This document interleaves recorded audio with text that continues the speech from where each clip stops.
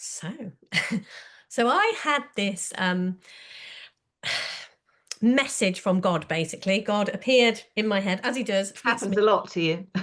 Happens a lot to me, yeah. And he just said, "Oh, start your next YouTube series and call it 'Do You Believe in God?'"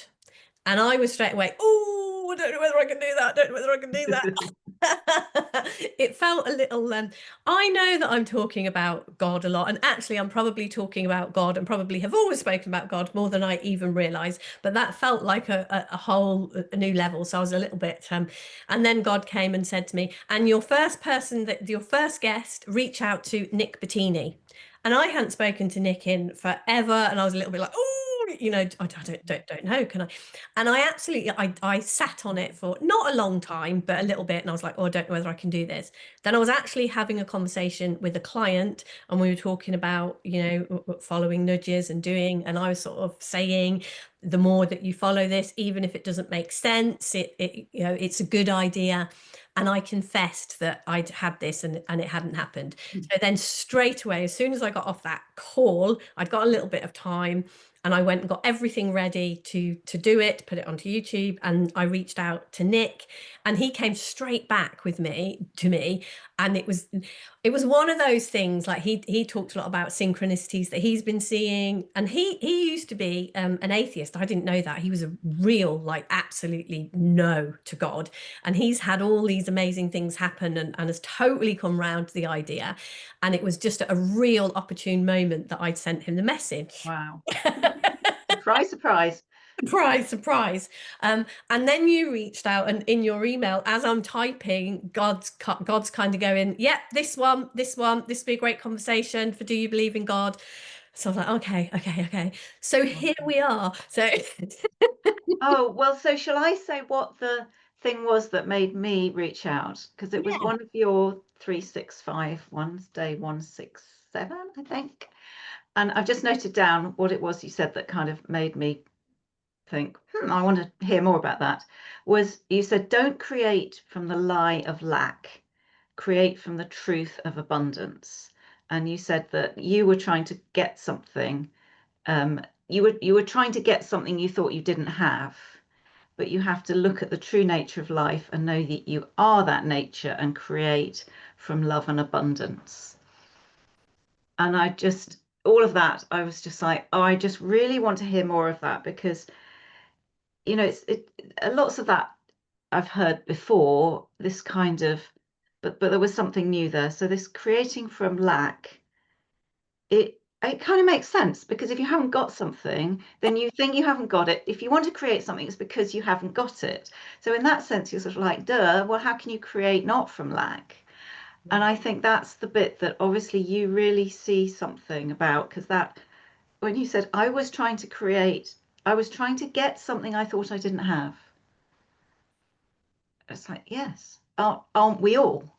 So what do you mean by that, by seeing that that was nonsense, trying to get something you don't have rather than trying to get something you do already have? It's like, whoa, say more about that, please.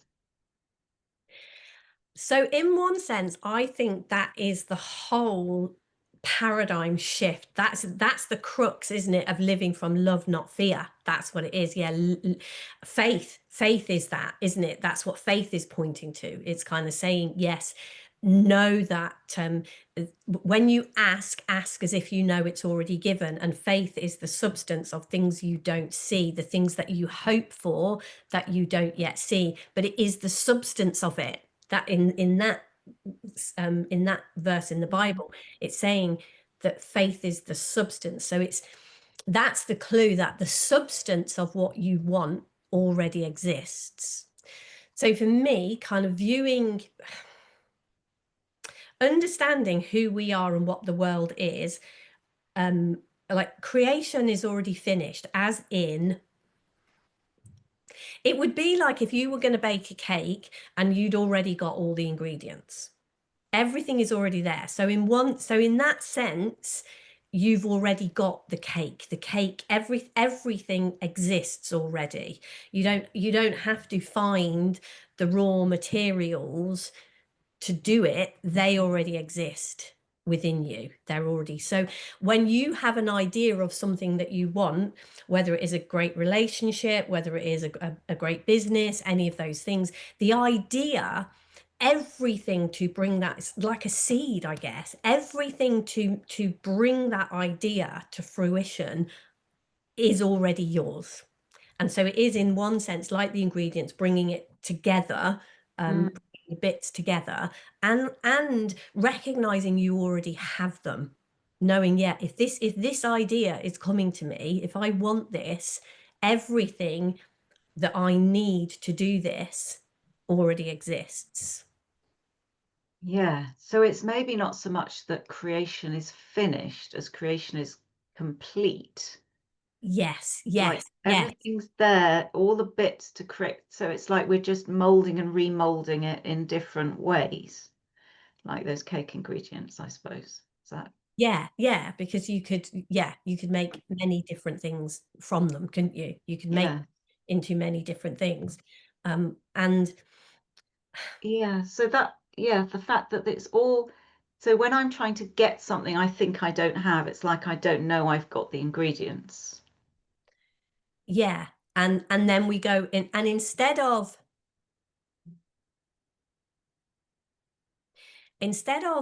allowing that, like, there's a lightness, if you like, to knowing.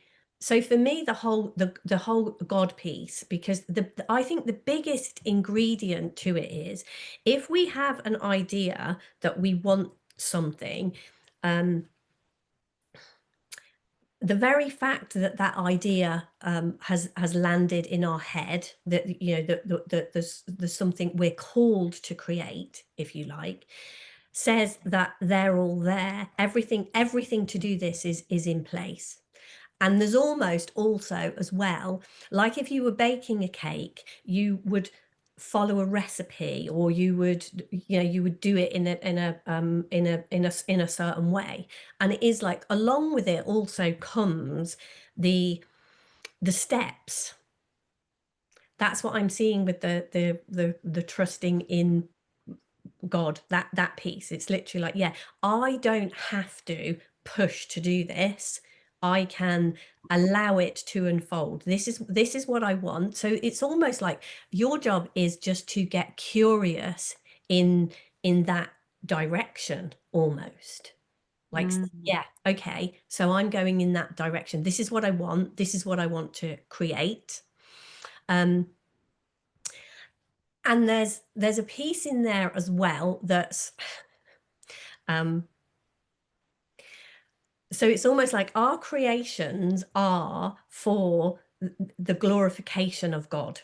So it is literally like, if something lands in our mind, so like, take what I'm doing at the moment. I'm building this house. We're building a house, and it's like, okay, and what I see is, initially in that, the idea just landed, and I was just really lighthearted, and it was just like, yeah, totally. There was no rush, there was no pushing it. And I can really see, you know, even getting the land and all that, I can see the growth, the learning, the moments of total fear when I thought it was all on me, and the actions that I took then, what I did. You know, you and I had a conversation, and you even stopped me mid-sentence and went, whoa, whoa, whoa, you know, you've moved out of this, you've moved out of the trust and the faith, and that this is going to happen, and you're pretty much, I was trying to make you do something, or I was trying to create from lack in that moment. Does that Mm. make sense? Because you feel, and you can feel it in the energy, can't you? Like, I know when Yeah. we had that conversation, you felt the energy shift in me. Mm. Mm. Yes, definitely. It's a sort of, it's a pushing, isn't it? Yeah, rather than a just allowing, Yeah, which does yeah. feel very different. Yeah, yeah. And I think those moments, it was because I could see we got on that call, and just for clarification, if anyone is listening to this, I was trying to create the money to buy the land, and I put something out there, and everything that I was putting out there, you know, the offers to work and for people to inquire, was really just coming from a, isn't this fun? Let's do this. Let's have some fun conversations. And we got on a call, we were having a really fun conversation, and then all of a sudden it came to this piece where where I sort of wanted to say to you, oh yeah, you know, are you in? Are you going to give me some money? Are you going to work with me? And I felt the whole that felt like you don't have this, you haven't got this piece, and you need it from Lizzie, in whatever sense that was. Yeah. And the shift in energy, and you felt that, like you were all in, you were loving it, it was great, the conversation was, Yeah. it was Yeah. like, oh Yeah, and it was, you went all sort of tentative and kind of waffly and not really asking for what you wanted. And that was the shift. The energy shifted, and that's what the result was, wasn't it? yeah, I yeah, was like, just ask yeah, me. Just offer this thing.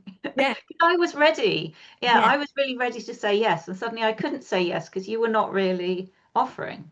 Yes, yeah, and so that is the, when we are trying, that's it, that's the crux of it. When we are trying to create from lack, we can't actually have it, because like my biggest belief in that moment when I went all waffly and all like Mm, that was, I haven't got this, I haven't got it, I yes. can't have it, because it's not who I am, I can't own that, I'm not big enough to do that, whatever it is.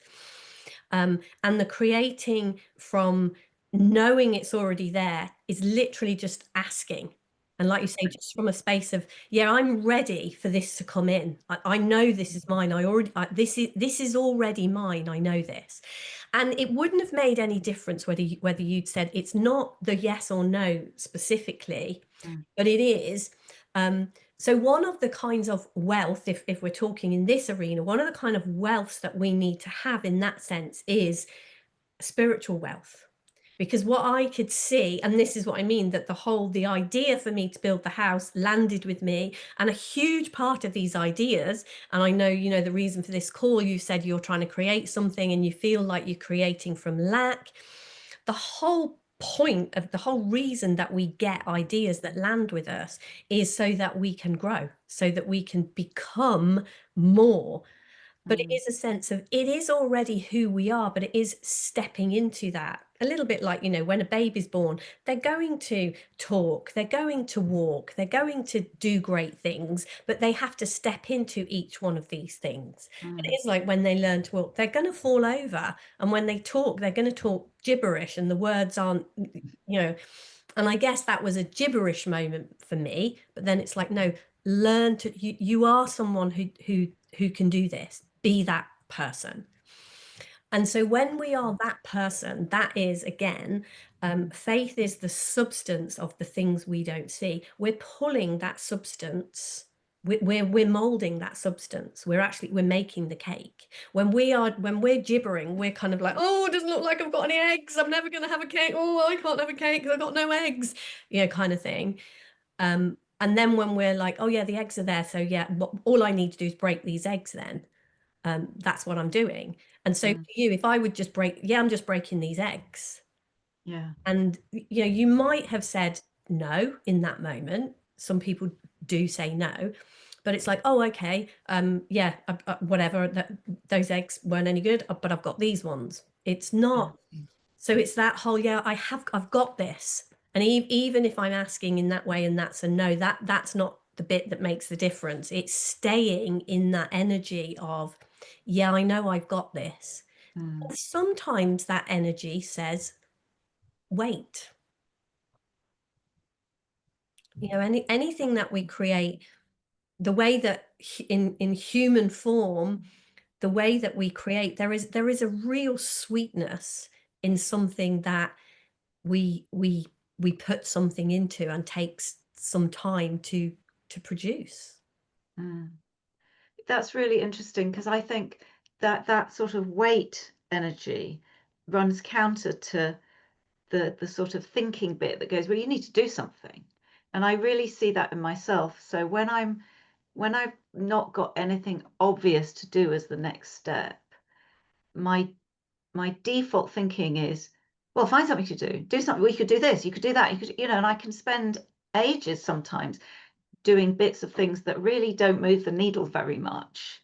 Whereas I'd probably been better off going and literally making a cake or going for a walk or playing tennis or something completely different. And I do notice that sometimes I just go, okay, I'm just going to go and spend some time in the garden. But it feels counterintuitive. because it feels, what I'm used to is doing stuff to make stuff happen. But I'm also really aware that sometimes I sit down and I just think, oh yeah, I know, I need to contact this person and ask them this, or oh, I feel like writing this. And that has such a different feel to it than, there's nothing obvious to do. Right. Yes, I'll do this thing. And it's just harder. It doesn't seem to sort of get so far. In one sense, that's the definition of burnout, isn't it? I've got, no matter what it looks like I've got to do, I've just got to keep going and pushing. I've just got to keep Mm, going and pushing. I've just got to keep going and pushing. yeah. And yet, if we are prepared to um, just allow that time, and I guess for me, it is all about balance. So I really saw this around relationships. If you are I was a people pleaser in my relationships. And if you think of a people pleaser being one side and a bully maybe being the other side, and then a place of balance in the middle. So if you're a people pleaser, you're almost being pushed towards bully energy because you have to move in that direction to find the balance. And if Mm, you're a bully, you have to move in the direction of people pleasing to come to the place of balance. And yeah. so to me and this is why knowing yourself and why there's not a one size fits all, because you have to know within yourself, and this is discernment and really learning to understand yourself. Is this a moment to actually do something and I'm holding back from doing it? Mm, Or is this a moment to rest or to do something completely different? Or all of these things, because I know, like, I would read people sharing stuff about business and how to do it, and it's like, yeah, do this and do this and do this and do this. And I think a lot of the stuff that I had read was reading was pointing towards people who were overachievers and just work, work, work, work, work, and do, do, do, do, do, do, do. But that wasn't what was going on for me. So the actual idea of resting and stopping, I actually probably needed to be doing more or following more nudges. That's my thing. I'll have a nudge and think, oh, I'll do it tomorrow. So it is about finding that balance, isn't it? mm, mm. Like I have seen you in action, and it's literally like 3 seconds. We'll have a conversation, and 3 seconds later, it's like, whoa, Lizzie's doing this. But you can do that in a really beautiful way, or you can do it in a icky way. Oh, yeah, yeah. And the other thing I really heard in what you said about that moving from, whether it's people pleasing towards bully or bully towards people pleasing, is that I think what happens is that and I've seen other people, I've seen clients do this as well, is you look at the other one and you go, oh my God, I don't want to go over there. From people pleaser, you don't think, oh God, I don't want to end up as a bully, so I'd better just hang out here. Feels like if you let go of this thing, you'll go all the way over to the other side. Or, bully would go, oh, well, I don't want to be weak, so Yeah. I need to stay in this energy. And it's, I really have heard that a lot from people. And it seems to me when I talk to other people about it, it's total nonsense. Because if you're a people pleaser, the chances of you going all the way to bully and not noticing are zero, really. And vice versa. It's like there's so much middle ground, but it seems scary. It's sort of hard, and maybe along the way we will tread the wrong side and get the balance wrong. That's balance, isn't it? I Yeah, mean, it's it's like, yeah. when you definitely do. It is always about continually self-correcting, and I Mm, think that's true of the journey of life, really, isn't it? I mean, you can't get out of that one. It is like you're walking the path, and then all of a sudden, you're off to, oh yeah, back to balance. Oh yeah, back to balance. I think it is continually um coming back to balance, and listening again and again and again for those nudges and the guidance that is there. We learn, those lessons happen, and then it's like, oh yeah, but the opportunity, like that conversation I had with you, as you know, I'm sure, because I bring it up a fair, when we're talking, it tends to come up. That was a huge lesson for me. And then it was like, and I know you'd seen that in me before. That wasn't the first time you'd seen that in me before. And definitely when I get out of balance, that can be my go-to. It can literally be the whole victim energy, I guess, and poor me energy in one sense. Mm, It mm, is, so the staying in balance is continually bringing myself back to that place of creating from the truth of abundance. Because one of the things, um I mean, as you know, I love the Bible. I've really started reading it more and more and more, and listening to people talking about reading the Bible and this sort of thing. I just think it's an amazing book. There is so much golden stuff in there. And the information that we can glean from these stories, what we can hear in those stories that can be really, really useful to us. Like a lot of the time they feel like they're ancient stories. I mean, you wrote I loved your book that you wrote about the story of Jesus's birth, and the way that you wrote it was, I don't think I'd read that story and heard it countless times, as we all have the Christmas story. And I don't think, because we know the ending and we know the people, it's just like, oh yeah, Mary goes on this journey. And then you kind of said, yeah, she's heavily pregnant, sat on the back of a donkey. I mean, I've been pregnant, and the idea, and I don't think I'd seen her. I don't think I'd appreciated, oh my gosh, what actually must that have been like? And I think sort of opening that up and seeing these people were real people in the same way as we're having this conversation, because you're like in the space of, I feel like I'm stuck in trying to create something from nothing, instead of, the lie of lack instead of the truth of abundance. And it is like, that's what it must have been like for them. When you read those stories, it was like they were stuck in these places.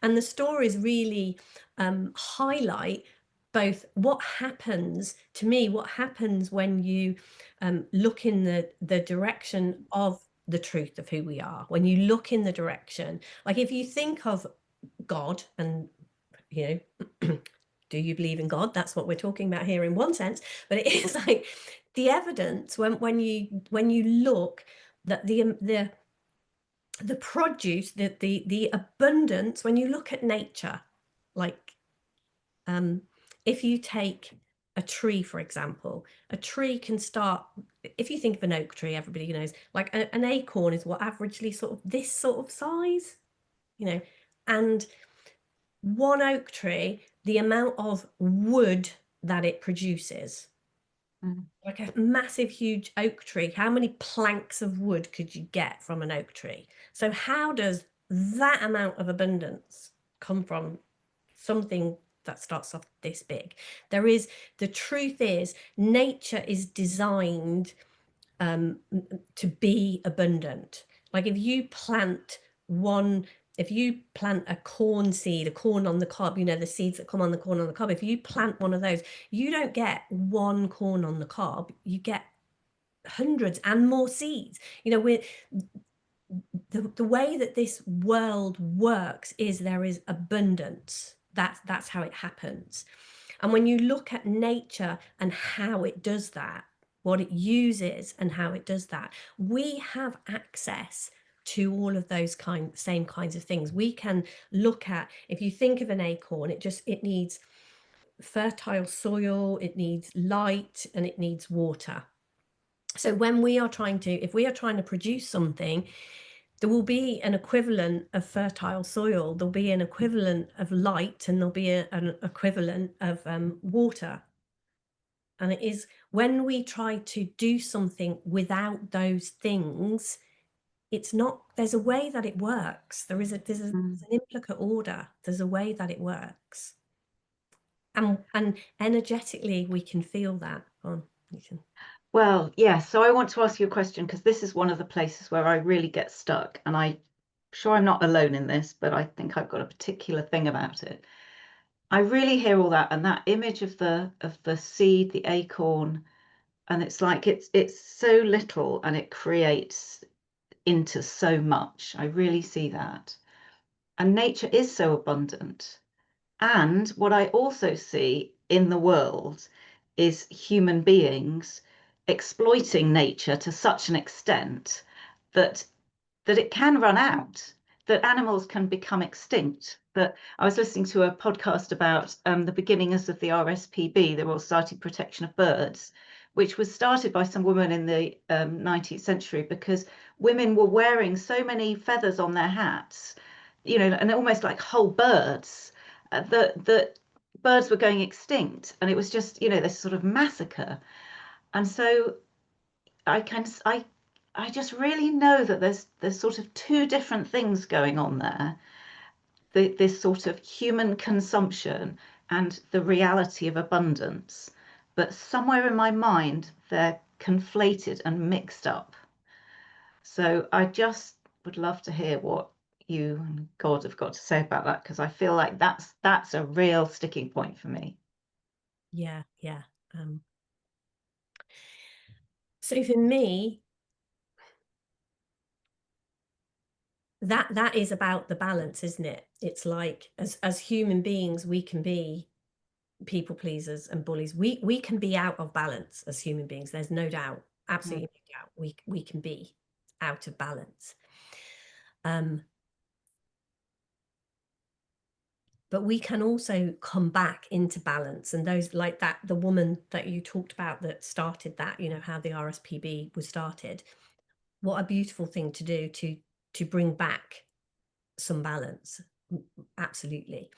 And to me, the love experiment that I'm doing is a personal way for me to bring myself back to that balance, to notice where I am out of balance, because we see these things, they are reflected to us. And I think first and foremost, our job, if you like, is to bring ourselves back to balance, because the more balance we have within us in these ways, the more balance there will reflect out in the world. If we bring ourselves back to balance, if you like, come back to that space. And so seeing, and Jesus was a fantastic, a living, breathing example of how to live from love and balance, and see that when we live from love and balance. So part of Jesus's message, part of the whole thing was, if I live completely from love and balance, you cannot take anything. Nothing of any real value can be destroyed by anyone out of balance if I am totally in balance. Mm. And he proved that in, they thought that they had the power over him. They thought that they could take his life. They thought they could wipe him out. And it's like, you can't do that. Love can't be, truth, love, balance can't be wiped out by fear, hate, lack, by the lie of lack. It can't be wiped out. And in one sense, it feels to me that what is asked of us is, instead of panicking about these things, it is come to balance within yourself. Come to as much balance and love within yourself. Because these ideas, like the woman that started that, the RSPB, that idea was given to her. And this is, we are like, we have seeds within us. We are born with, an identity, a God entity. And then we have, and that, nurturing that seed within ourselves, nurturing who we are and coming to a place of balance. That's how we counteract these things. They feel like huge things that are out in the world. Like, when you're saying that, it's like, how can I stop these animals, the other side of the world becoming extinct? Now, if you are given a seed of something specific, if you are in conversation with God, if you, in whatever way that makes sense, if you know who you are, if there is something for you to do, if there is a trip to the other side of the world for you to take, you'll be invited to do that. And if not, whatever you are invited to do will be the part that you will play in these big things, because you will be playing a part. Don't make the mistake and think you're not. You absolutely are. But it is, know yourself, follow your inner nudges, come to a place of balance within you.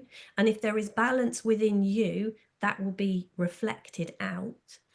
And the only thing that really counteracts fear, and like fear robs us of things and tries to destroy, and what counteracts that is pure love.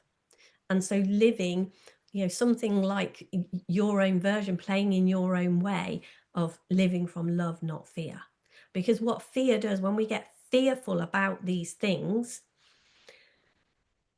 when things happen in the world and we get fearful about it, what we tend to do is we fight against that thing or the people that appear to be doing that thing. I can't remember the verse now. I think it's in Ephesians or something, but it says, we're not here. This isn't a battle. The battle we've got isn't a battle with the flesh. It's not about other people. It's not about what other people are doing. It's an internal battle. And certainly first it is that how we change the flesh and what's going on out here is by recognizing who we are.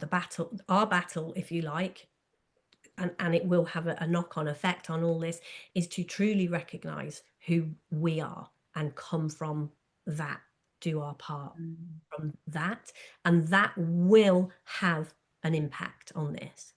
Because nothing, when we come from love, nothing, the abundance, the truth of abundance, nothing that is actually real, that actually truly matters, can be destroyed by those things. It can just appear that way when we get into fear. That really makes sense in terms of, because I've also found myself thinking about movements that have changed the world for the better, and that there's a certain amount of pushing against that kind of needs to happen to abolish slavery, for example, or get racial equality. But actually, some of the key figures in all those movements have been people that really have found that in themselves first, aren't they? Like Martin Luther King or Gandhi or Nelson Mandela. There's something about those people that, whereas I don't know, to take a live example, the sort of the Palestinians have not had a leader like that. They've had leaders that push against. And yeah, really, that's really interesting that then there might be things that, those people begin something, and then there might be other people that, I don't know, get violent or whatever, but that's not them. But mostly it's coming from this place of of balance, of love, I suppose, even though you don't, your oppressor, you don't love the behavior, but you're not kind of this real, I don't know, it's difficult getting into specifics, but I can really see something there. And I think in one sense it is important to get into specifics in one sense, because it is like, yeah, absolutely. When you see wars and things that have been going on for eternity, or a long time, thousands of years, whatever, you see it's because we keep trying to do the same things. We keep trying to fight against people. We keep it's a flesh war, if you like, in that sense. We keep trying to do that. And yet, and very often, we can say that, oh, anger and fear and these things start change, but they are much more, I know there's, I can't remember where the story came from. I think I either heard it from Michael Neal or Jamie Smart, but it was this thing, just a little parable thing. There's a couple sitting by the river, and somebody goes by drowning, so they yank the person out, and then there's another one and they yank them out, and another one and they yank them out, and then the guy goes running off, and his partner's going, where are you going, where are you going? He says, I'm going to find out who's chucking them in. And I think a lot of movements that start in fear and anger are about pulling the person out and just shouting at the, stop doing this or whatever. And true change, like those people, Jesus and Gandhi and those people, they were looking more to the source. What is actually going on here, and trying to, and so fear and anger, they might start certain things, but when we're trying to fight against something in that way, fighting against something, what we resist persists. And in the Bible, Jesus talks about loving your enemies. Jesus gave his life for people who rejected him and didn't even like him. Are you prepared to die for people who don't like you? Because that's what creates true change.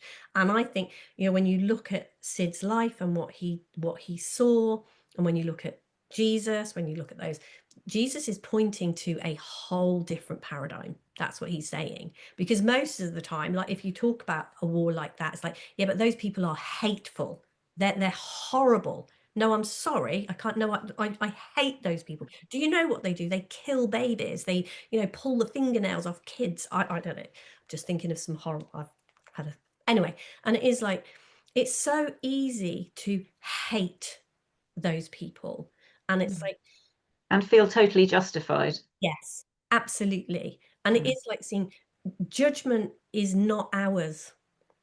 This is this paradigm that Jesus is inviting us into, a paradigm of love. It says judgment, it's not yours. It's not yours to give that judgment. And it really is, again, if we go back to the beginning of this, when we're talking about our growth and our learning, to actually switch and live in this paradigm, it's a massive change to it is. We have to kind of walk through a doorway and leave behind. We do have to die in that sense to become different, because it is so easy to see people being oppressed and things like this, and really go against the people who are doing that. But in actual fact, like, if you actually speak to people and get to know the people behind it, like very often it will be like a blanket, the government or whatever like that. But individual people within that government are people who are doing what they are doing because they are scared.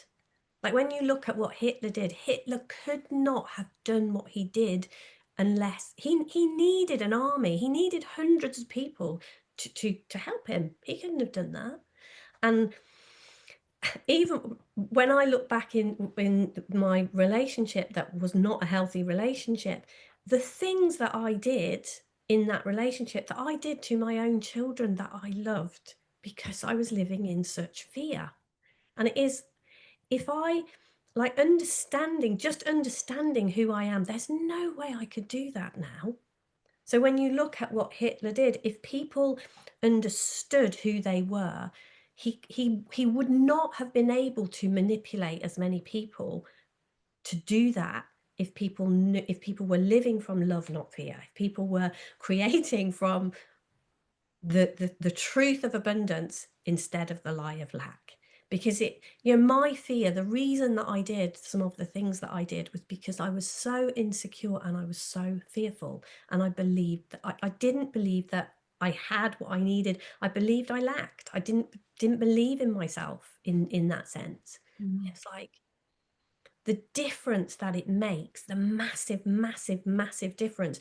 And we will stop things like abuse and wars and animals going extinct. We will stop those things or change those, make real change with those, when we do understand who we are, when we come to that place of balance in ourselves, when we see what is it pointing to, something as frivolous as, yeah, create from the truth of abundance, not the lie of lack. When it's like, yeah, I have everything. If I have this desire in me to do whatever it is, that desire can be fulfilled. I can stay in a space of love and do that. And hugely for me, the whole house thing and all of what I do, it is an experiment to be like, okay, if I do that, if I just do it, what happens? And again and again and again, I see when I get into fear and take actions or whatever I do from fear, it never works out well and I never feel good. And when I do something from love, it does something different and a deeper learning that you can't even, it is like one of those things you can't even put it into words, what comes and what you get. There is something like following. When you look at people like Gandhi and Martin Luther King and things like that, they knew something beyond the norm, if you like. It was like, yeah, they were prepared to walk in places, to go to places, to do things that went beyond logic. And in one sense, that's exactly in that conversation that we had all that time back. And I was like, just ask for the money. My logical mind was screaming at me not to do that. Truth, abundance, God was saying exactly like, yeah, just ask. So it was, I was being invited in my own world where I was in that to step into that, to realize abundance and love and just step into it. And yet it was scary. My mind is screaming, you can't ask her for money, you can't ask her for money. And everything in you, even as my friend, and everything in you was open and inviting, and still that fear was gripping me. Mm-hmm. Yeah. One of the things that's striking me about that is that it's like when our logical minds, so abundance is like this such a huge kind of concept, for want of a better word, you can't really get your head around it. But the specifics of an extinct bird or a dead person or a evil group of people are very easy to kind of focus on and see what it is. Kind of, we don't know all the details, but we can kind of easily make that up. Whereas it's not so easy to make up an image of abundance because it's like hard to get a grip on. And so I really noticed from what you've said how I find myself focusing on these things, like, I mean, that's just one example, the birds thing, but it's like, I mean, the whole overconsumption, climate change, it's part of that bigger picture. It's very easy to look at aspects of that and then look at it and then judge it and then get fearful about it in some way. And then when you're doing that, when I'm doing that, I can't see this whole sea of abundance. I'm just kind of focused in on that and sort of like, yeah, but if I tap into abundance, then I'm just going to be part of this problem. That's where my thinking goes. And it's, Yeah. yeah, that's the fear bit. Yes. Whereas a bit like I was saying, people who are people pleasers are never going to end up as bullies. It's like someone like me who's concerned about those things. If I suddenly have £1 million, I'm not going to go and buy a gas guzzling yacht. It just is quite unlikely that I would ever do that. I'd probably do something much more constructive with it that actually might support the things that I believe in. But my mind doesn't go there. It goes to this. That's a problem. Therefore, this is part of the problem. And I guess, yeah, like you say, that's all part of the fear thing. And I think judgment is a massive part of that. It's like I look at that and I go, bad, wrong, whatever. And that's, yeah. I love what you said about it's not ours to judge. But again, it's like that balance thing. It's like if I don't judge, then I'm just going, oh, it's all okay. And there are those two extremes again. Yeah. And there's No. a, if I don't say, oh, what's happening to these people is absolutely terrible and it needs to stop, then I'm going, oh, it's fine, I don't care about them. Mm. And it's like, yeah, finding that space in the middle, which is I care deeply, I care so deeply that I'm not prepared to get sucked into this Yeah. fear, which is not helping. Because we become part of the problem, don't we? When we get fearful and the actions that we take from fear, we become part of the problem. And we Yes. see that again and again. And that's, it's like you do this thing for me against me. So I do something against you. Are you, and it's just, Yeah. it's this. And it is like at some point, it's like, okay, well, I'm not going to do something against you. I'm going to look in a different direction. I'm going to do something different. And it's seeing the power of doing that, doing something different. And I think it's not necessarily as immediately obvious some of the times. It's not necessarily, it feels like you say, we can get, when we see things going on in the world and we judge them as bad and we want to stop them. And it's not that judgment in that sense is a bad thing. We can know about these things. And so for me, when I see things and I judge them as bad, what it looks to me is, okay, that's come to my attention. I'm judging this. I'm seeing this as bad. So then I would go to God and say, what is it you want me to know? And what is it you want me to do about this? Because if I am judging and seeing it's bad, there is undoubtedly, however subtle it is and however justified or all of those things, there is fear in that. So if I am thinking something is bad, it comes back there will be some kind of therefore, like, oh, if those birds die, I won't have the beauty of those birds, or there is more to it. If I'm judging something as bad, it's because it's something isn't going to work out the way I want it to work out in some way or form. That's like, okay, but I don't know the bigger picture. But I know that if I am having those feelings and those judgments and I'm called and I'm seeing these things, there is in some way something that I can do. And what I can do is come back to this, who I am, my identity, the truth of who I am, look inside. And for me, as I say, it would be very much like asking for guidance. What do you want me to know, God? And what do you want me to do about this? And then trusting, because again, when you look at how the world works, the intricate way in which it works,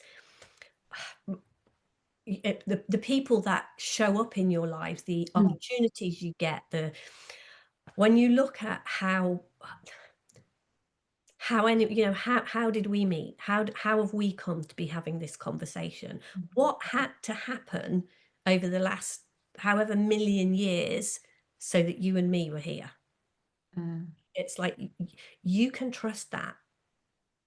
And And that makes me think of the whole thing I'm doing with these medical professional surgeons. It's like, how did I get to where I am now, where I'm going to speak at their conference? It's like, wow, there's a whole chain of things that have randomly yeah, happened, but look sort of fairly randomly happened, that had to make that, yeah, that yeah, that get there. And it's so interesting that the connection, you told that story of people falling in the stream. When I went to speak to the vascular surgeons, I told the same story because that's what's happening for them. mm, And it's like, wow, all those things coming together, and like you've deepened my understanding of that, so that when I go to speak to them, there'll be something more. And it's, yeah, you're right, the intricacies of what how things are created are way beyond our understanding, aren't they? life is a mystery. We are part of a mystery, and honestly, when you look at any part of life and study it in one sense, to like, if you were to look at how relationships work, you can work out how a business will be successful. You can work out how you can get from, like, every aspect of life, you can get from that one aspect. And it is the same if you study how a tree ends up doing what a tree does. You can work out how to have an amazing relationship from following that. You can work out how to be successful in business from following that. Everything. And, you know, that kind of the way that these things, the intricacies of these things, and the Bible, like read the things that I'm finding out, the codes and the depth, you know, every story in the Bible has so many interpretations and so many ways to see it. And one of the biggest things that God keeps saying to me all the time is, it's all there, use it for yourself, not against yourself. And that really comes again back to that feeling that we've spoken about a lot. We can feel, and I know Sydney Banks was really big on this, your feelings guide you to know where you are. And absolutely, you know, harping on about that conversation we had, but I was feeling great, and then all of a sudden the feeling was horrible. You were aware of that energy, I was aware of that energy. And the more I know myself, that's, you know, that's part of the guidance. It is literally like, yeah, okay, follow that good feeling, follow, you know, what and sometimes, like I said about even this series of this podcast that I'm doing, I had the idea and then I felt fearful. And so it's not about following the good feeling. As soon as I did this, as soon as, you know, having this conversation, I've done it, it feels great. If I don't get pulled in to the nonsense stories that my head made up about, well, you can't reach out like that and you can't have that conversation in that way, you can't, what will people think? You know, that's, oh my gosh, what will people think if you put something out under the title of do you believe in God? What will people think? And, you know, a huge part of what I certainly, you know, before really diving deeply in this direction and the love experiment, a huge part of what stopped me was what will people think? And obviously that was what arose in my head that day on that call. It's like, what's Lizzie going to think? You know, sometimes it's a specific person, sometimes it's a group. But if we can get over our fear and know something beyond that, it blows my mind what happens. And it's so funny that you were just saying about following the feeling. So the good feeling says, have the conversation. And then the bad feeling says, don't do it. And it's like, I just sort of saw something new about that, because it's like, you know, you said when we hear follow the feeling, it's like you could think, oh, well, that's a bad feeling, so I shouldn't do that. When I think of asking Lizzie for some money, that's a bad feeling, so that means I shouldn't do it. But actually, I just suddenly saw what that really, you know, so I've got a bad feeling about asking Lizzie for money. Therefore, it means that I'm seeing something inaccurate about it. You know, Yeah. it means I should do it. So, Yeah. oh God, I can't, even as those words are coming out, I'm thinking, oh no, that doesn't make sense. But it just somehow suddenly made sense to me. It's like, oh, the bad feeling in Yeah. the doing of it is telling me that I'm thinking wrong about doing it, not that I shouldn't do it. That's Yes. so different. I mean, it's just the opposite. Yeah. When we feel bad, we are believing something that isn't true, either about ourselves or about how life works or about who God is. We're thinking something that isn't true. Wow. That's a sound bite right there. That's a little bit you need to take out and share with everybody. Say that again. When you're feeling bad, it means you're believing something. Untrue about yourself, about how life works, or about God, or maybe even all three. Probably all three at once. Wow. Gosh, is that it? That's so simple, isn't it? Yeah. And then probably if you know that, it's quite easy to see what that is if you know to look for it. And it's easier from that perspective. It is like, okay, if and again, this is there's discernment in here, and those, you know, it's knowing yourself, but it is a little bit like with this podcast. It was the idea came into it, and I was looking, I was looking for an idea, that idea came, and definitely there was a part of me that was like, oh yeah, and then it was like, oh, what will people think? Mm, And then that was a bad feeling, and it's like, oh, okay, I don't have to. That's the incorrect part. That's the incorrect part. I'm believing something that isn't true. Like, definitely for me, it's like, well, you're not good enough, and but people won't like you if you do that. mm. And that goes back to what you said about God saying, use it all for you, because Yeah, both of those things are using it against you. You're yes, not good enough, people won't like you. It's that's all against you, isn't it? yeah, So in and that sense, it's kind of easy to spot once you're looking for it. Doesn't mean it won't happen, but it's like, oh yeah, it's got that flavor to it. it's a great, it is a great sat nav, isn't it? To be like, right, okay, yeah, about the feeling, those feelings, and if it feels bad, you're believing something that isn't true about yourself, how Mm, like God, and um, and also seeing everything that we've just spoken about there in that little section. It is, yeah, I don't, if I can navigate by that, I can mm, actually navigate by that, and I can take, I can do that thing that I can ask you, mm, do you want to join a program? Do you want to be a part of this? I can ask you when I don't have to listen, when I don't have to believe that thing that isn't true about me. mm, mm. So probably we need to finish soon, but can you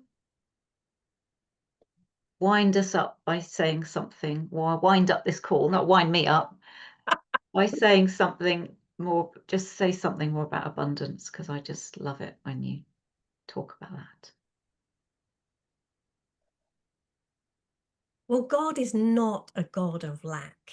That just, that there, right there. I mean, the lie of lack, that's it. God is not a God of lack.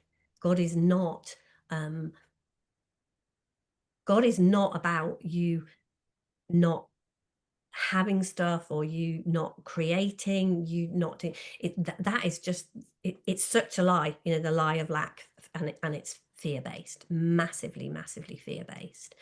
And although it is a huge U-turn almost to come from the truth of abundance, the truth of love, like love is abundance. And when you think, in spite of Jesus's story, what happened to him and what he went through, when you read about who he was and how he was there anything about him that felt like lack?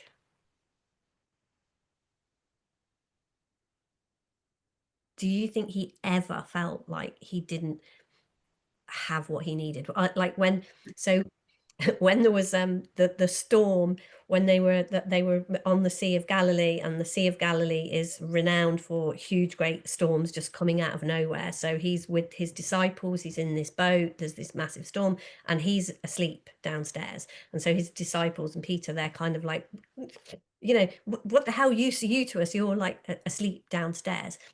And what he said when he came, when he did, he just stilled the storm. And that was the faith, the trust. That was a really beautiful example of him saying, well, yeah, I could just go to sleep because God hadn't told me to do anything yet.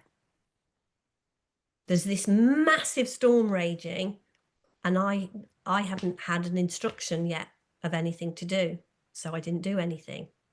And that's the navigation we're being asked to follow. That's abundance. That's what it is. It's like there is more than enough. You don't have to panic in those moments when logic says, in the middle of a great storm, logic does not say go to sleep and don't panic about it. Logic says panic, there's not enough, we'll die, whatever. And it's like, the example of true abundance is, yeah, I'm just waiting for my next instruction from God. It's all good. Mm. Because of the total trust in Mm. the nature of life and what this is. It is abundance. Mm. Thank you. You know, I said to you before that I get my best insights and words from God while you're talking. And it happened just then while you were talking about that, because I just had this real sense of that the abundance of the acorn, of the seed that you were talking about, comes from within. And I just had this kind of real sense of, oh, so I've got that too. I'm that seed that can unfold. And then I kind of thought, well, that's not about consumption, that's about creation. And then I realized that it is to some extent about consumption, because the tree is consuming water and light, but Precisely. only exactly what it needs. There's this perfect balance of creating this huge abundance from just what it needs and nothing more. And that when I'm looking at people who've got far too much and thinking, oh, this is why, the planet's struggling because people are over consuming, it's like, that's the out of balance. It's not like, I mean, people will do what they do, and that's not down to me. But it's almost been that model of, and that's what having abundance means, is that you get like that. It's like, no, you could get like a tree Yes. and just be totally abundant Yes. from exactly what's there and what's needed, not grasping more than you need to create abundance. It's like it's just there to kind of alchemize into the Yes. next bit of Yes. abundance. That, what you have just said, then re-listen to that, because that is the perfect answer to why we got onto this video. It's like, how do I create from abundance, not from the lie of lack? And you've just said Yeah. that it is because there is alchemy here. It is like we have the ingredients to alchemize in that way, to from this much create enough wood to load fruit on trees, all of those things. And we have that. We are no different. We have that within us. And it is that fear. You can see it's the fear that stops us. The fear, oh, if I try to create from abundance, then I'm going to become greedy and overtake. And it's like, Yeah. not if you stay on that path. The temptation to be greedy absolutely may arise in any one of us. We can. The temptation to go from being a people pleaser, to a bully to a people pleaser. But that's a part of it, isn't it? That's the guidance. It is like, yeah, we have guidance to help us not do that. We can find our place of balance. And from a place of balance, from so little, we can create so much. That's abundance. Wow. I think you can press the button now. That was amazing. Wow.